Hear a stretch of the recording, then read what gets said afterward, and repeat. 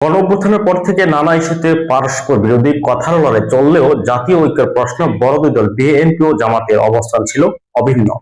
তবে নির্বাচন এগিয়ে আসতেই সেই ঐক্যে বাড়ছে ফাটল।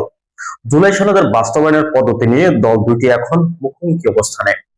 বর্তমান অন্তর্বর্তী সরকারের 14 মাসে এসে প্রথমবারের মতো কোন ইস্যুতে মাঠের কর্মসূচিতে নেমেছেন জামায়াত সহ ধর্মভিত্তিক কয়েকটি রাজনৈতিক দল। তাকে নির্বাচন সামনে রেখে জোটবদ্ধ শক্তির নানান জানান দেয়া নাকি বড় রাজনৈতিক শক্তি বিএনপিকে চাপে রেখে সরকারের কাছ থেকে সুবিধা আদায়ের কৌশল, সেই প্রশ্ন এখন দেখা দিয়েছে। একই সঙ্গে প্রশ্ন ধর্মভিত্তিক 7 দলের কর্মসূচি ঘিরে কোন পথে দেশের রাজনৈতিক বিশ্লেষকরা বলছেন এমন কর্মসূচিতে বড় ধরনের রাজনৈতিক সংকটের মুখে পড়তে পারে দেশ। রাজনীতি বিশ্লেষক ডক্টর সাব্বির আহমেদ বলেছেন, রাজনৈতিক পরিস্থিতির চেয়ে আমরা গভীরভাবে বিপদের মধ্যে পড়তে যাচ্ছি। যদি আমরা এগুলো বুঝতে না পারি তাহলে যুক্তরাষ্ট্র, ভারত, চীন, জাপান আমাদেরকে নিয়ে খেলবে।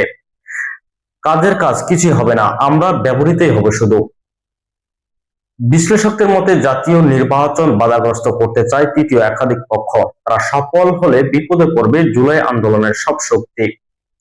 ডক্টর সাব্বির আহমেদ বলেন, সামনের নির্বাচনটা বাতিল হওয়ায় একটা সম্ভাবনা তৈরি হয়েছে। এই অপশনটাও একটা পক্ষ ওপেন রাখতে বলছে। আমার মনে হয় এই খেলাটা কি আসল মনে হয়? এই যে মাঠে গিয়ে বিক্ষোভ করা, কার বিরুদ্ধে বিক্ষোভ কর্মসূচি করতেছেন? সরকারের বিরুদ্ধে। কিন্তু সেই সরকারের অংশ হয়ে আবার সেই জাতিসংঘের সাধারণ পরিষদে যাচ্ছেন কিভাবে?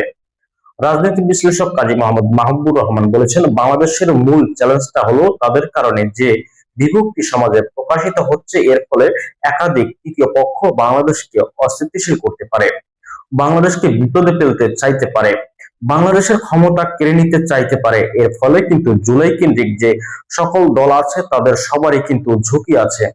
এদিকে ফেব্রুয়ারিতে নির্বাচনের রোডম্যাপ ঘোষণা করেছেন নির্বাচন কমিশন। জামায়াত সহ ধর্মভিত্তিক দলগুলোর জোটের আভাসও পাওয়া যাচ্ছে। জামায়াতের নেতৃত্বে দলগুলোর আন্দোলন মূলত ভোটের প্রস্তুতি, তা মনে করছে রাজনৈতিক বিশ্লেষক কাজী মোহাম্মদ মাহবুবুর রহমান। তিনি আরো বলেন, বোঝাপড়ায় সরকারকে একটা চাপ দিচ্ছে রাজনৈতিক দলগুলো, যারা পিআর চায় না তাদেরকে মানসিকভাবে চাপে রাখতে। নাগরিকদের একটু বোঝালো তারা কি চায়, এটার কারণে আলাপ হচ্ছে। তো নাগরিকরা যুক্ত হলো, তাহলে তাদের লাইনে তো যুক্ত হলো। তো ভোটটা দেওয়ার সময় তাদেরকে দেবে। বিক্ষোভের নাগরিক যে লাইনে আসবে সময় সেই লাইনে ভোট দেবে।